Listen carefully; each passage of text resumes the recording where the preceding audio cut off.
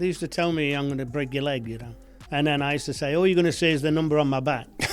The club is in a completely different world now, isn't it? Oh, you know. I mean, being here today, looking at the training facility, the gym, it's fantastic. When I first came to Brighton, we trained at Hove Park. People walking their dogs. I remember Joe Kinnear coming to the club. We'd go on a cross-country run, going through Hangleton. I lived right near there, so I knew someone who had a shop. We went in there, had a cup of tea and that, waited for them to come back, and then we'd join back in. We hated the long distance running. And there's a board over there with the day's schedule on it, and it's full of, recovery and preparation and injuries and training and lectures. Yeah. So what was your... I think our board was which pub to go to after training. I think presumably it was a blackboard with stuff written in chalk on it, was it? Yeah, it was. Peter, I know it's a special day for the club when you're in the building, and just before we walked into this room, you were chatting to Fabian Herzler. Yes. And he reeled off your stats. He did. Your goal-scoring stats. He knows more than me. I bet you were impressed by that, I bet. Oh, it's pretty good. Did he get them right? I'm sure he did. He was close. I'd have to look, but I'm sure he did. It's been a long time. Yeah, no, it was nice to just overhear that conversation. And I heard him ask you what your weapons were as a goal scorer. Yeah. What were your specialisms? And I was going to ask you the same question.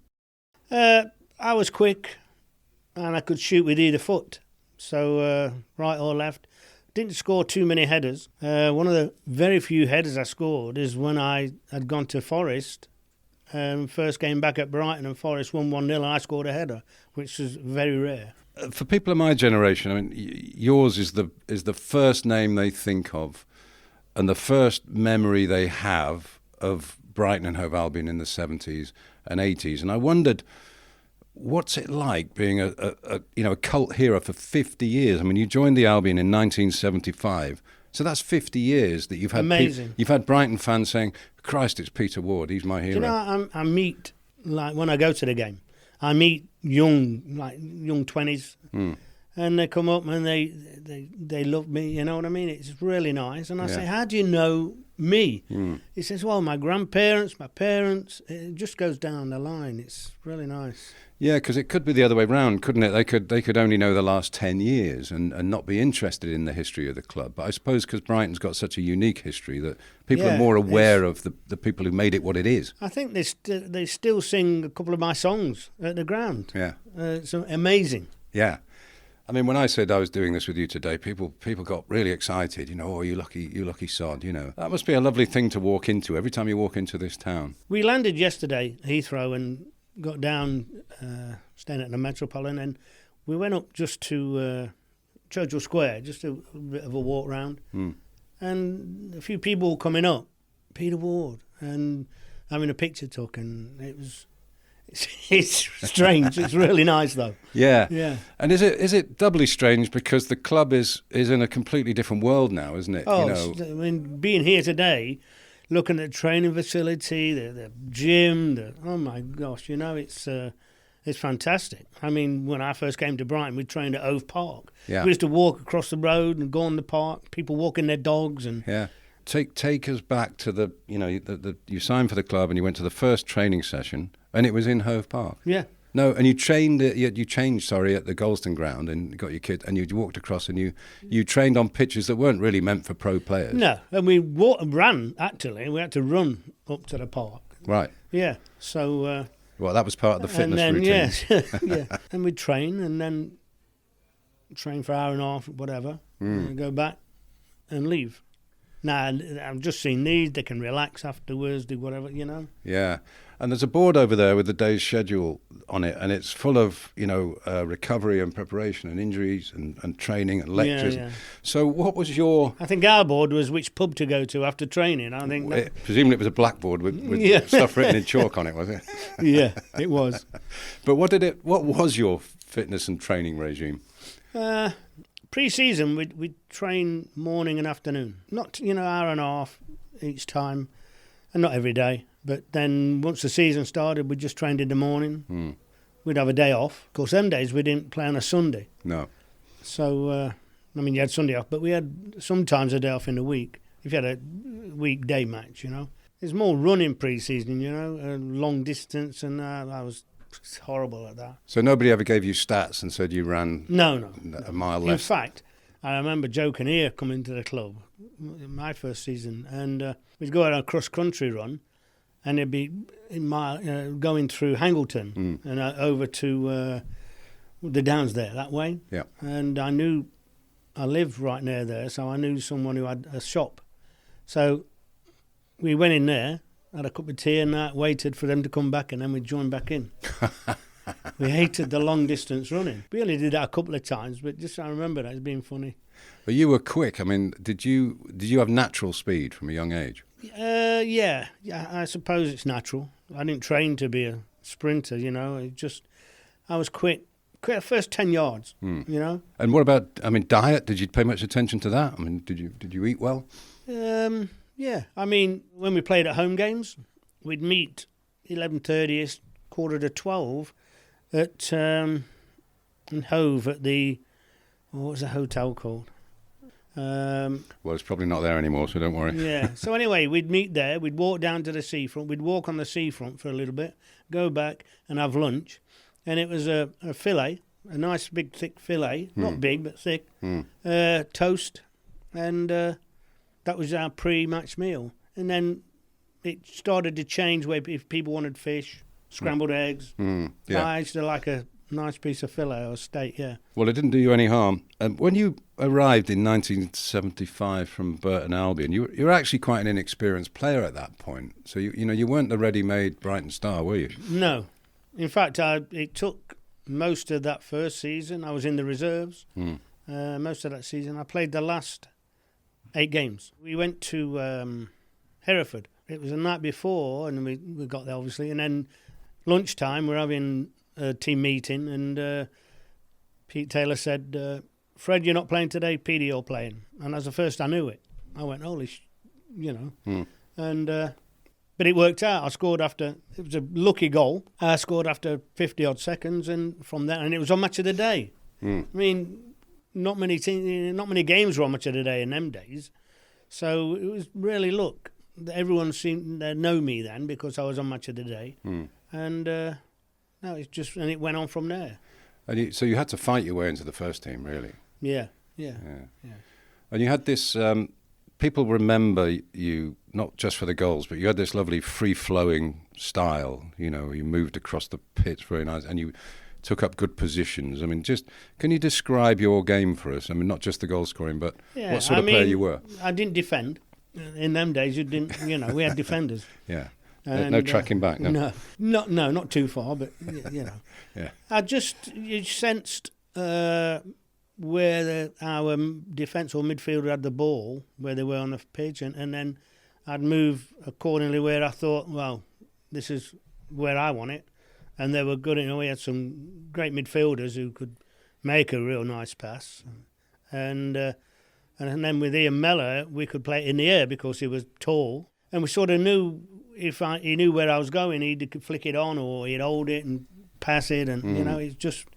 That was a good partnership. But we've had a few good partnerships at Brighton. Well, nowadays we obsess over, tactics and team shapes and all the rest of it. But what was so you played a sort of split strike because you could go direct or you could pass. It was a mixture, wasn't it? You mixed it up during the game. I was the main one who'd usually come collect the ball in the inside position and lay it off or take them on.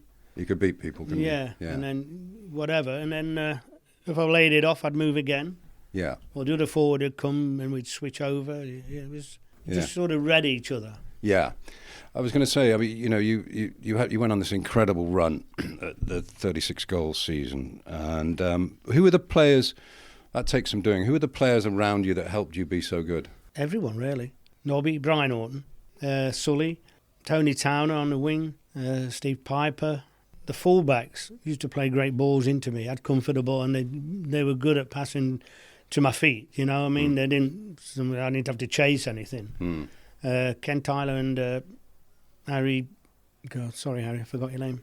Don't worry. And it was just a great creative team. Obviously Spider up front, and we had Sammy Morgan I started playing up front with, and it was just a real good cohesive team. We all got on together, that's the thing. We'd all go out together. Yeah. After the game, we'd be all together with the fans as well. The fans would be around. Yeah. But, we didn't mind that. We had a great camaraderie with the fans. So that 76-77 season, you're Erling Haaland level there, where you scored 36 goals. That beats the club record. You win the Golden Boot. What was it like to go through a season where everything clicked like that? What were you doing so well to enable you to get 36 goals? I think it was just the players I was playing with, and also the players playing against me didn't really know me. And I think that was an advantage as well. I'd only played 8 games a season before, at the end of the season. But I was quick, and I could dribble. Georgie Best was my idol, so, I was greedy. Yeah, I mean, I wanted to ask you about the art of goal scoring, because you're watching strikers now play on perfect surfaces, the heavy tack. Oh my gosh, the heavy tacking. On about that. It was yeah. Sometimes, if it was cold, icy, the mud would be hard. So the balls bounce into you, you know what I mean? You really did have to have good control in them days, yeah. And yeah, in your training, you wouldn't have worked on your touch all the time, would you? Or did you? Did you do rondos? No, not really. No. We'd have drills where, you're receiving, taking it one way or the other, but not as they do today. And you were the sort of player who people used to kick in the 70s and 80s, Oh, they could tackle from behind. Yeah. Did you get a lot of that? You must have done. Oh, I got a lot, yeah. They used to tell me I'm going to break your leg, Did they? Right. When I first started, yeah. And then I used to say, all you're going to see is the number on my back. That used to really piss them off. That's the perfect reply. But you didn't get terrible injuries, did you, particularly? No, I was fortunate I could sort of ride it. Yeah. Being slight, I was, Yeah. Because there were a lot of players in that period that were like that. We call them the Mavericks now, don't we? Stan Bowles and people. And George Best was the creator of it all, wasn't he? So, and you were you.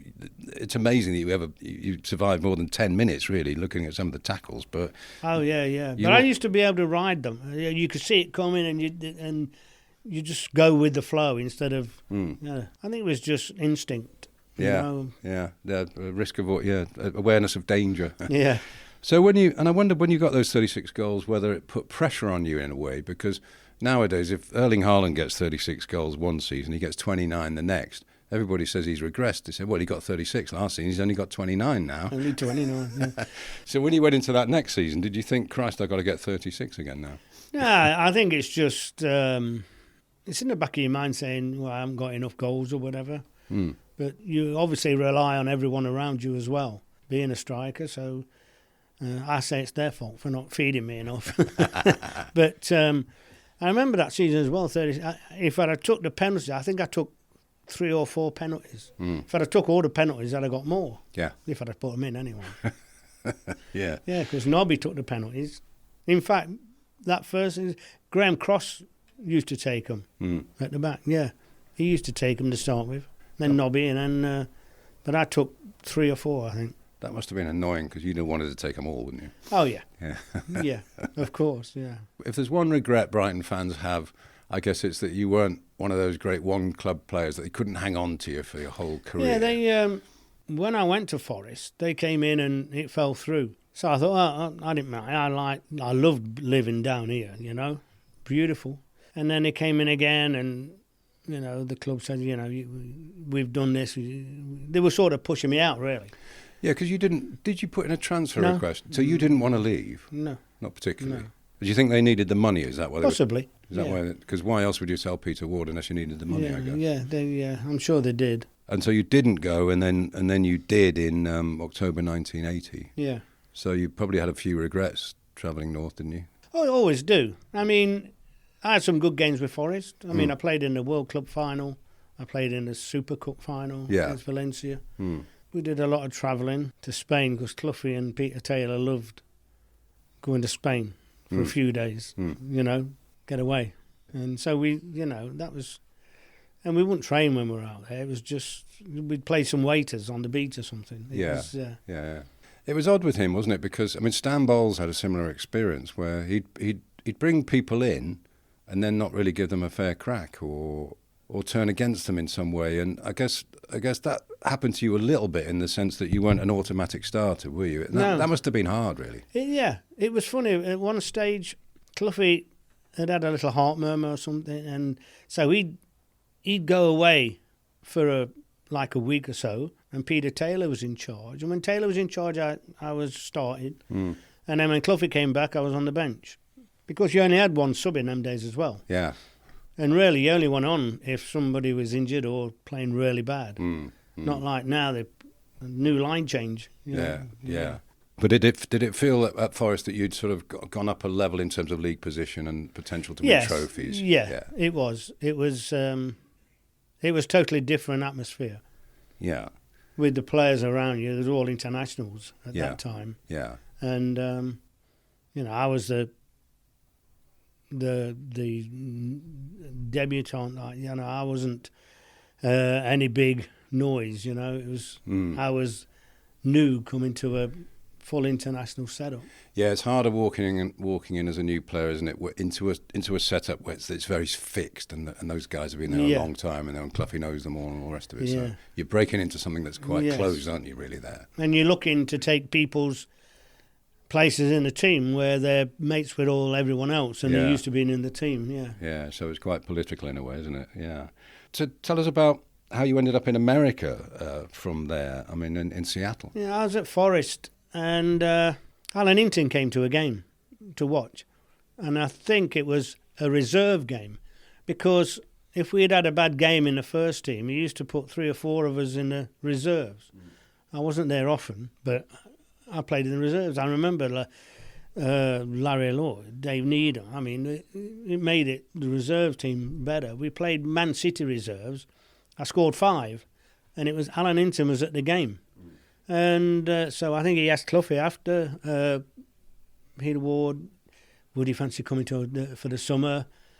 And Cloughy didn't really get on with it, so he said, yeah, take him, not young man, So I went for the summer, and actually I got MVP of the league. I scored a lot of goals there, and but we had a great team. It was all English. Steve Daly, Kenny Ibbott, Gary Mills, what's it at the back for Man City? I mean, we had a really good team, but we lost in the final to New York. Did you feel like a star when you arrived in Seattle? Did they make a big fuss of you? They made a fuss, but I didn't feel.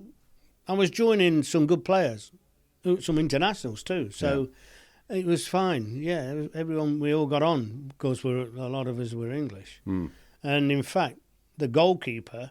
Because in them days, you had to have 2 American players on the pitch. And one of them was our goalkeeper, who was Paul Hammond, who played at Palace. He'd married an American girl.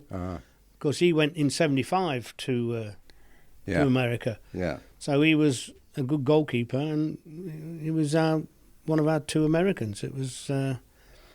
You were very much in the generation of pioneers in American soccer, as you call it. Yeah. I mean, and now, Messi's playing in Miami. And it's a lot bigger now. It'll never take over the American football, although it's the most played sport by youth.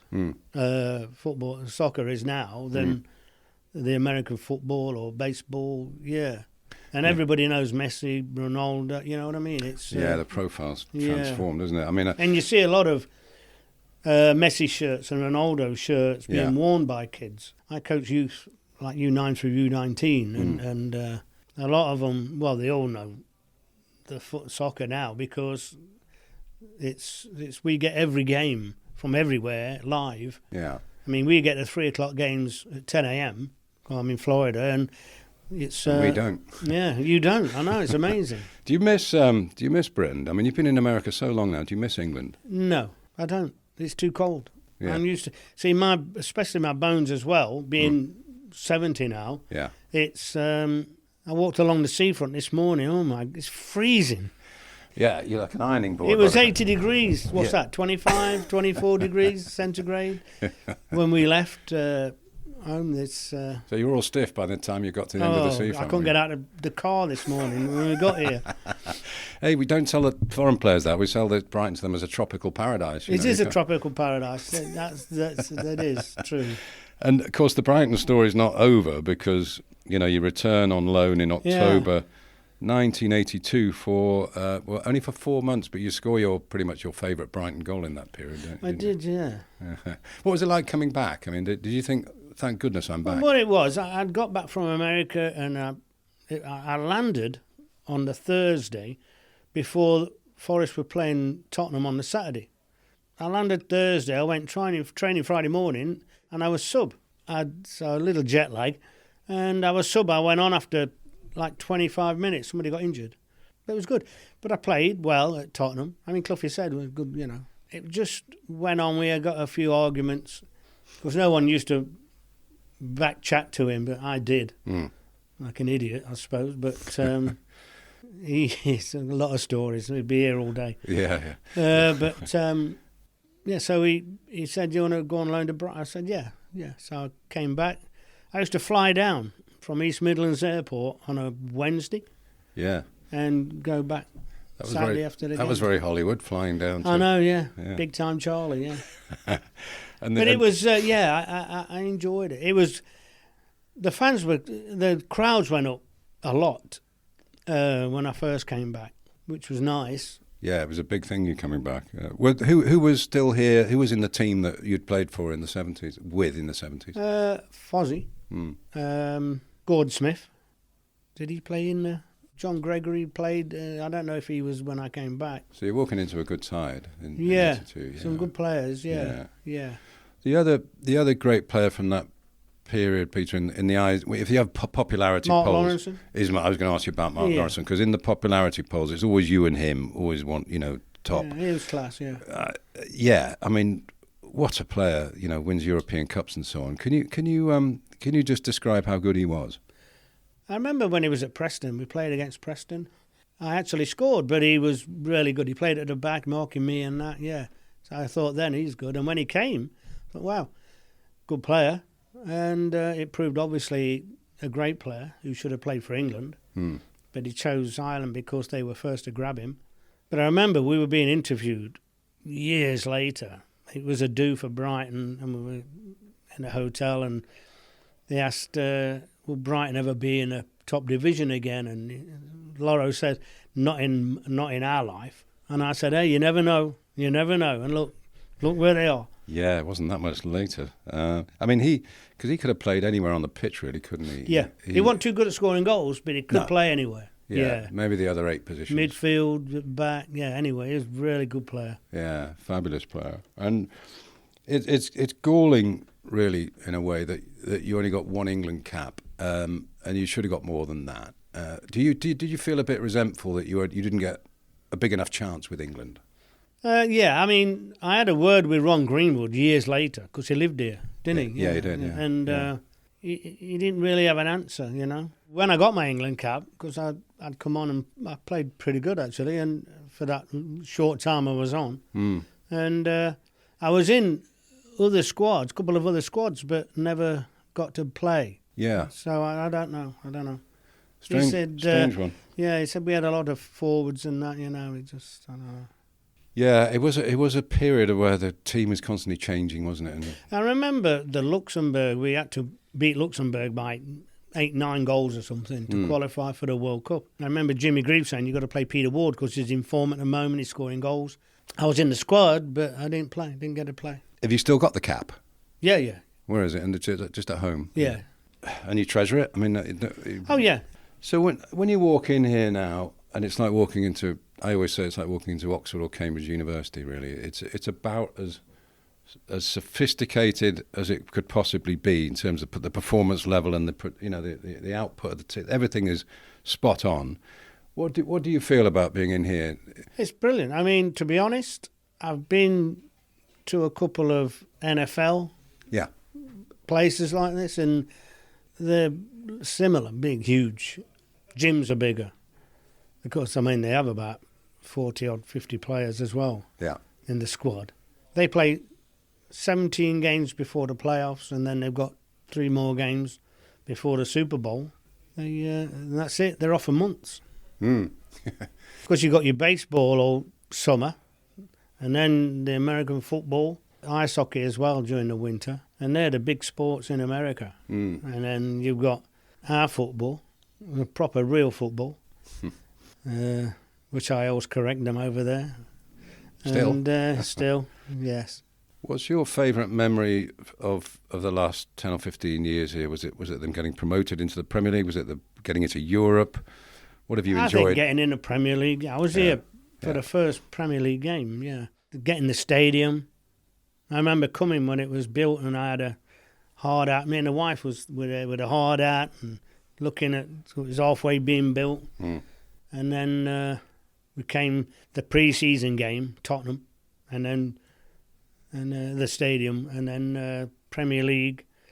But I try and come every year for at least one game, But it's great. And it's amazing that the Amex is like 31,500 odd, where the Goldstone it was 33,000, and you'd think there's no way you're going to get that many people in there, Yeah. But there was no seats. It was besides the West Stand. People miss the Goldstone Ground, but something tells me bet the they Amex. do, yeah. Something tells me the Amex is better. Oh, it's beautiful. I played for the charity match.